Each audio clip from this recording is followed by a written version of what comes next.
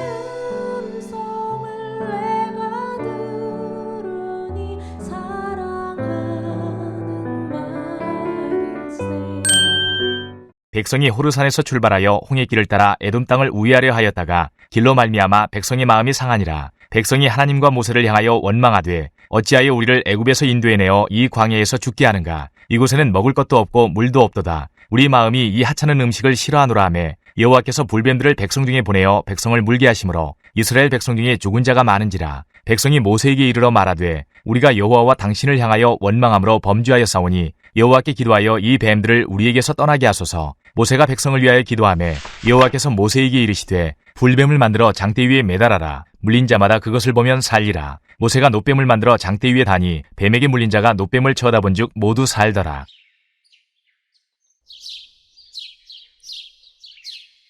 용서의 길을 주시는 하나님이라는 제목으로 말씀의 은혜를 나눠보도록 하겠습니다. 여러분, 호의가 계속되면 어떻게 되는 줄 아십니까? 다음은 영화 부당거래 중에 한 장면인데요. 한번 영상을 보면서 호의가 계속되면 어떻게 되는지 살펴봅시다. 경찰이 불쾌해야 한다. 그래요? 경찰이 불쾌하면 안 되지. 내가 잘못했네. 내가 큰 실수를 할 뻔했어. 우리 공수장관 정말 대단하시네. 내가 대한민국 일개 검사가 정말 경찰을 아주 불쾌하게 할 뻔했어. 내가 아주 큰 실수를 할 뻔했구만. 내가 잘못했어, 내가. 그 경찰들이 불쾌할 수 있으니까 일도 하지 마. 경찰들이 불쾌한 일들 하지 마. 경찰한테 허락받고 이래. 내 얘기 똑바로 들어. 호의가 계속되면은 그게 권리인 줄 알아요. 상대방 기분 맞춰주다 보면 우리가 일 못한다고. 호의가 계속되면 어떻게 된다고요? 그것을 권리라고 생각하는 경향이 우리들한테 있는 것 같습니다. 처음 호의를 받을 때는 참 감사하다고 생각했지만 그 호의가 계속되면 어느새 그게 당연하다고 여겨지는 것이죠. 그래서 호의에 감사하기는커녕 오히려 내가 당연히 받아야 될 권리인 양 생각하고 당당하게, 심지어는 그런 은혜를 베풀어주고 호의를 베풀어주지 않으면 화를 내는 그런 경향도 우리들에게 있을 수가 있다는 것입니다. 그렇다면 호의가 계속될 때 우리는 어떻게 해야 하는 것일까요? 첫 번째로 권리라고 착각하면 안 됩니다. 하나님께서는 애굽의 노예 생활하던 이스라엘 백성들을 10가지 재앙으로 구원하셨고 홍해를 가르셨으며 광야의 길을, 사막에 강을 내어주시고 만나와 메추라리로 먹여주시고 낮에는 구름기둥, 밤에는 불기둥으로 인도해 주셨습니다. 그러나 이스라엘 백성들은 지도자로부터 시작하여서 모든 백성에 이르기까지 호의가 계속되니 그것을 권리로 착각하고 말았습니다. 고라 무리들은 레인이었지만 하나님의 지도자 모세와 아론 선생님을 대적하였고 애굽의 군대 때문에, 물과 양식 때문에 현실의 벽이 두려워서 계속적으로 하나님을 원망하다가 이 본문에 보면 또 뭔가 단단히 자신들의 마음이 상해가지고 불평과 원망을 하는 것이 나타나고 있습니다. 4절에 보게 되면 백성이 호르산에서 출발하여 홍해 길을 따라 에돔 땅을 우회하려 하였다가 길로 말미암아 백성의 마음이 상하니라. 이스라엘 백성들은 에돔 지역을 거쳐 가나안 땅으로 들어가려 하였습니다. 하지만 에돔 왕이 그것을 허락하지 않았기 때문에 이스라엘 백성은 홍해 길을 따라 에돔 땅을 우회해 갈 수밖에 없었습니다. 이러한 돌아가는 여정 때문에 이스라엘 백성들은 그냥 마음이 상해버린 것입니다. 누구나 마음이 상할 수 있습니다. 그러나 이 상한 마음 이후에 어떤 행동을 하느냐가 중요합니다. 이스라엘 백성들은 하나님을 원망하고 말았습니다. 5절 말씀을 보게 되면 백성이 하나님과 모세를 향하여 원망하되 어찌하여 우리를 애굽에서 인도해 내어 이 광야에서 죽게 하는가. 이곳에는 먹을 것도 없고 물도 없도다. 우리 마음이 이 하찮은 음식을 싫어하노라 하며. 이스라엘 백성들은 길 때문에 하나님과 모세 선생님을 원망했을 뿐 아니라 선을 넘어서 비난했고 심지어는 하나님께서 베푸신 은혜의 음식인 이 만나조차도 하찮은 음식이라며 비하하고 말았습니다. 도대체 왜 이러는 걸까요? 그들의 마음속에 이 분노는 왜 일어나는 것일까요? 내가 누리는 것이 당연하다고 생각하기 때문입니다. 하나님의 은혜를 권리라고 여겼기 때문입니다. 은혜를 모르는 이스라엘 백성들은 불뱀에 물려 많이 죽게 되었고 그제야 자신들이 원망함으로 범죄했음을 고백하자 하나님께서는 모세 선생님을 통해 놋뱀을 장대 위에 매달았고 그 놋뱀을 쳐다본 사람들은 모두 살게 되었습니다. 9절 말씀 같이 읽어볼까요? 모세가 놋뱀을 만들어 장대 위에 다니 뱀에게 물린 자가 놋뱀을 쳐다본 즉 모두 살더라. 호의가 계속될 때에 당연하다고 생각하지 말고 권리라고 생각하지 말고 우리 하나님 앞에 감사로 나아가는 저와 여러분 되기를 축복합니다. 두 번째로 호의가 계속될 때 어떻게 해야 할까요? 은인을 바라봐야 합니다. 아이들이 어릴 때에 능력 있는 아빠는 어떤 아빠입니까? 집에 들어갈 때 배를 코로 누르는 아빠가 능력 있는 아빠죠. 그런데 여기에 문제가 있습니다. 아빠는 아이들을 사랑해서 매번 선물과 간식을 사들고 들어가는데 아이들은 아빠를 안 보고 어느새 아빠의 선물만 보고 있다면 어떻게 했습니까? 이스라엘 백성들이 그랬습니다. 놋뱀 사건은 이스라엘 백성들에게 매우 강력한 인상을 남겼습니다. 불뱀에 물려 죽어가던 사람들이 그저 장대 위에 달린 놋뱀을 쳐다보았을 뿐인데도 살아났기 때문입니다. 이후 시간이 흘러 왕정시대에 이르렀을 때에 백성들은 놋뱀으로 구원하신 하나님이 아닌 황당하게도 그 놋뱀을 경배하고 말았습니다. 열왕기하 18장 4절에 보면 그가 여러 산당들을 제거하며 주상을 깨뜨리며 아세라 목상을 찢으며 모세가 만들었던 놋뱀을 이스라엘 자손이 이때까지 향하여 분향함으로 그것을 부수고 느후수단이라 일컬었더라. 아멘. 호의가 계속될 때에 은인을 바라봐야 될 줄로 믿습니다. 시편 123편 2절에 보면 상전의 손을 바라보는 종들의 눈같이 여주인의 손을 바라보는 여종의 눈같이 우리의 눈이 여호와 우리 하나님을 바라보며 우리에게 은혜 베풀어 주시기를 기다리나이다.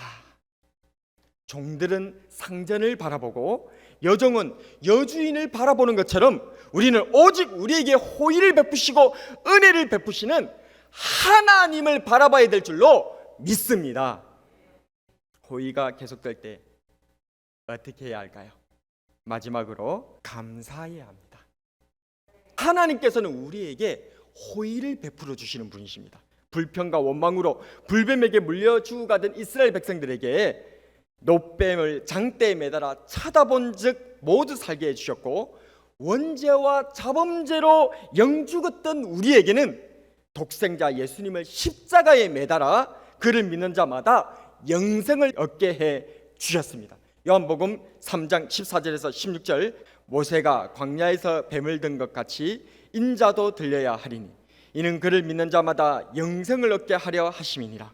하나님이 세상을 이처럼 사랑하사 독생자를 주셨으니 이는 그를 믿는 자마다 멸망하지 않고 영생을 얻게 하려 하심이라. 아멘. 하나님께서 우리에게 당신의 독생하신 아드님을 보내주셨고 우리 구주 예수 그리스도께서 내가 져서 죽어야 할 그 십자가 지옥 고통을 내 대신 담당해 주셨다는 사실을 정말 믿는다면, 정말 그 사실이 믿어진다면 우리의 가슴 속에서는 감사가 나옵니다. 어떻게 이 사실이 믿어지는데 감사가 안 나온다? 그래서 저는 여러분들에게 단언합니다. 믿음과 감사는 동전의 양면이에요. 믿음과 감사는 절대 떨어뜨릴 수가 없습니다. 믿음이 곧 감사고 감사가 곧 믿음입니다. 그래서 정말 믿음이 있는 사람의 입에서는 감사라는 단어가 계속해서 나오는 거예요. 우리는 하나님께 감사해야 됩니다. 4세기의 기독교 교부인 어거스틴은 감사란 하나님께서 내게 무엇을 주셨기 때문이 아니라 하나님께서 나와 함께 하신다는 것 자체에서부터 시작한다 라고 말했습니다.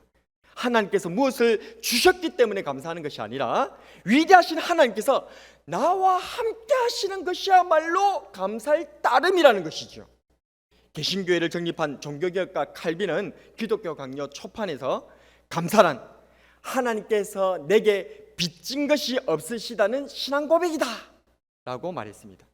우리가 감사하지 않는다면 하나님을 빚쟁이로 만드는 거예요.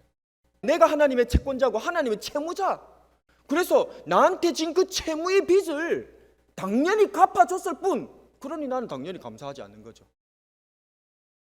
그렇습니다. 감사하지 않는 것은 정말 하나님의 은혜를 쓰레기통에 던져버리는 것입니다. 하나님의 은혜를 정말 모르는 자가 감사하지 않는 것입니다. 그러나 정말 하나님의 은혜를 알고 있다면, 정말 그 하나님의 은혜가 믿어진다면 어찌 감사하지 않을 수 있겠습니까? 그렇습니다. 호의가 계속되면 권리인 줄 압니다. 당연하다는 생각, 내 권리라는 착각이 하나님의 은혜에 감사하지 못하게 만드는 것입니다. 그러나 감사는 하나님의 뜻입니다. 하나님께서 우리들에게 바라는 것이 많지 않습니다.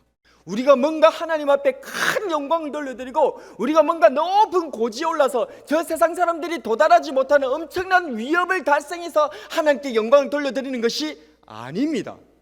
그렇게 되는 것이 아니라 하나님께서 우리에게 바라는 것은 데살로니가전서 5장 16절에서 18절에 겨우 3가지 얘기하고 있습니다. 다 아는 내용이죠. 같이 한번 읽어보겠습니다. 시작. 항상 기뻐하라. 쉬지 말고 기도하라. 범사에 감사하라. 이것이 그리스도 예수 안에서 너희를 향하신 하나님의 뜻이니라. 아멘. 하나님께서 베풀어 주시는 은혜와 호의를 기억합시다. 그래서 항상 기뻐합시다. 쉬지 말고 기도합시다. 그리고 무엇보다 하나님 이 은혜와 호의에 감사하는 저와 여러분 되기를 바랍니다. 나를 십자가로 용서하시고 은혜와 호의를 베푸시는 하나님 아버지와 우리 구주 예수 그리스도께 감사로 살아가는 저와 여러분이 되기를 바랍니다. 말씀을 정리하겠습니다. 하나님께서는 은혜와 호의를 베푸시는 분이십니다. 반복된 죄악과 불순종에도 용서의 길을 주시는 분이십니다. 불뱀에 물렸던 이스라엘에게는 노뱀으로 살려주셨고 죄악에 물든 우리들에게는 예수님의 십자가로 용서해 주셨습니다. 십자가로 돌아갑시다. 감사를 회복합시다. 하나님을 알되 하나님을 영화롭게도 아니하며 감사하지도 아니하고 오히려 그 생각이 허망하여지며 미련한 마음이 어두워지지 말고 아무것도 염려하지 말고 오직 모든 일에 기도와 간구로 너희 구할 것을 감사함으로 하나님께 아뢰는 저와 여러분이 되길 주님의 이름으로 축복합니다. 오늘의 한 줄 설교 요약: 하나님 용서와 은혜에 감사하며 살아가자.